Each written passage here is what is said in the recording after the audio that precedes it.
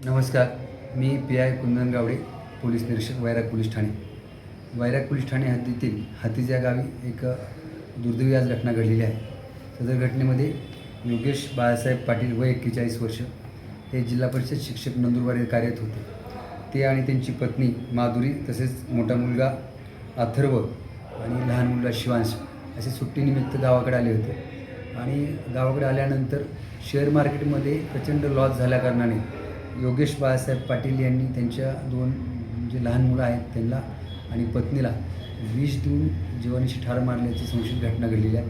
आणि त्यानंतर स्वतः विष हे पिल्याला दिसून येत आहे आणि नंतर गळफास घेऊन स्वतःही मरण पावलेले आहे. त्या अनुषंगाने वैराग पोलीस ठाणे येथे एक घटना नोंद झाली आहे आणि पुढील तपास चालू आहे.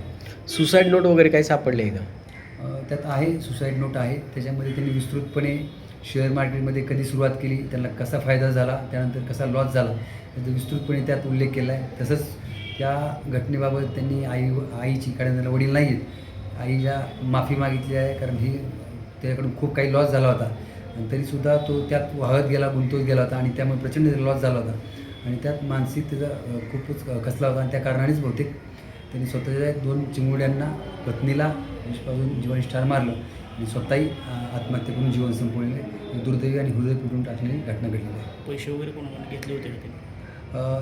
तसं पैसे त्याच्या नात्यातले जे आहेत त्यांच्याकडनं त्यांनी हे शेअर मार्केटमध्ये गुंतवण्यासाठी पैसे घेतल्याचा उल्लेख केला आहे.